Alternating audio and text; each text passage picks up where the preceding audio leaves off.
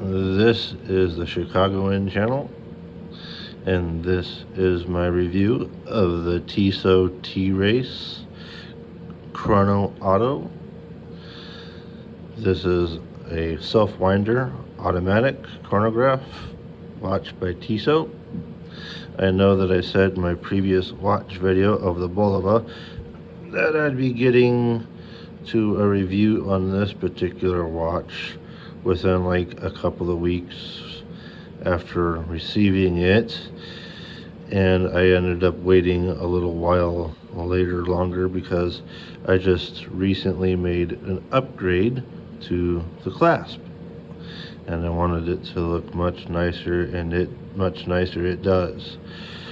Now I just upgraded a Chevrolet quick deployment buckle clasp on this watch, a much decided improvement, a very good brand name, very good watch company. So this is the Tissot T race chrono auto, as I said.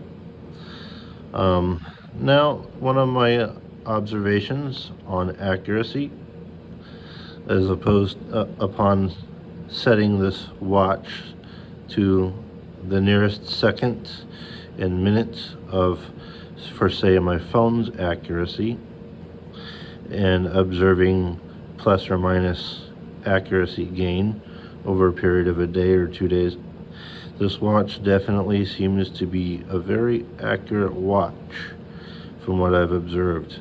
It doesn't seem to really gain or lose much in the way of seconds.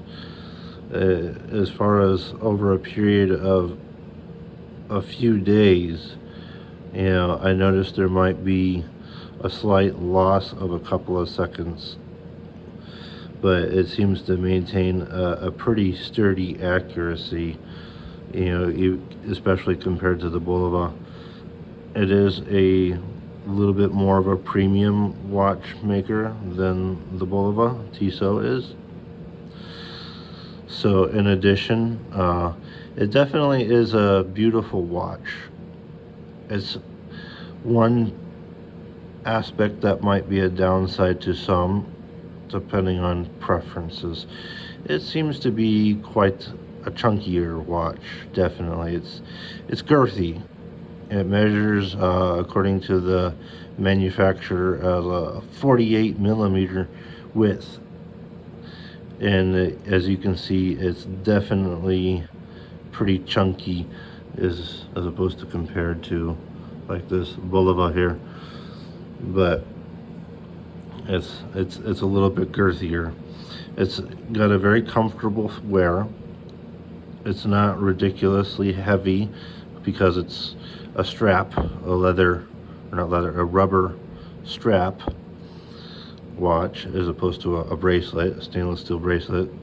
So any weight is going to be just the watch unit itself.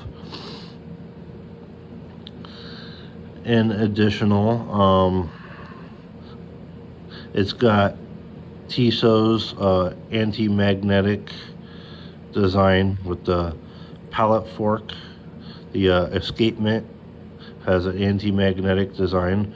I still wouldn't go about attempting to test that by exposing it to any heavy electromagnetics, aka speakers, stereo amplifiers, microwaves, whatever.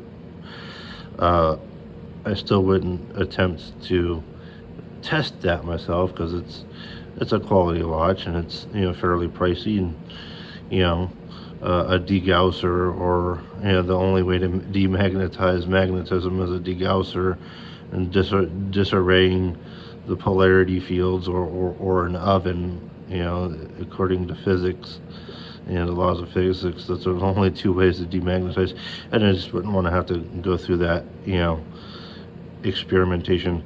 But the escapement wheel gear and the pallet fork are what looks to be kind of like a composite. I guarantee it's not plastic. It might be a ceramic, but they're definitely not metal. the pallet fork and the escapement gear is not metal. They're probably a composite, which is like plastic, kind of an in between plastic and ceramic. It's, you know, as far as material science, but it's got a standard balance wheel in the spring. It's got a fairly good power reserve. It seems to keep running for, you know, after, you know, around 48 hours, it'll, you know, be dead and require rewinding. So it seems to have about 48 hours, which I looked up. You know, the manufacturer, Tissot, does not actually specifically designate. They actually don't even list this particular model on their website because it was a Macy's exclusive, designed as a Macy's exclusive. So, but I had to look up the model number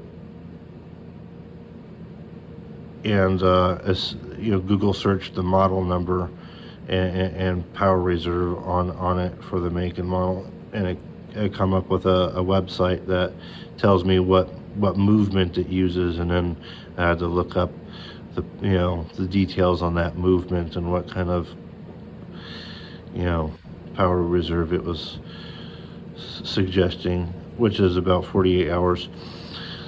So this one is a MotoGP design. It's very, very interesting.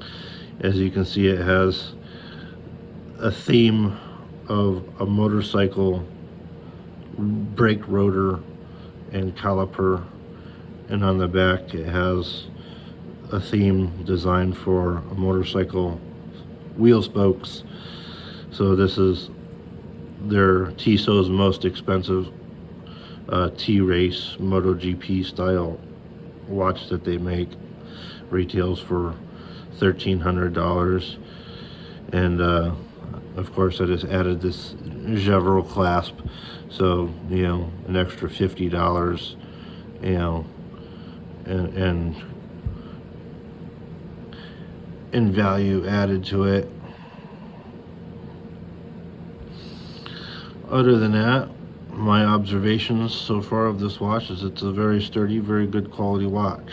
It's definitely worth the money, and people who might be into motorcycles, MotoGP, you know, all that kind of stuff, you know, this is definitely a watch that they would, you know, somebody in that kind of hobby would definitely enjoy. Once again, these are my observations of this. And then as far as talking about the chrono, it's pretty straightforward. You know, this main second hand is for the chronograph, and the little dial on the left is the actual second hand for timekeeping itself. And then you got your minutes, and then your hours, and your date window. It's a two-place crown, a two-position crown. So you pull the crown out into position one, it'll adjust the date window, you know, and it has a nice little cyclops as well, a unique styled cyclops for the theme of the watch. But in position two will actually set the time itself. Again, this is my observation on my channel, and I thank you for your views. Have a good night.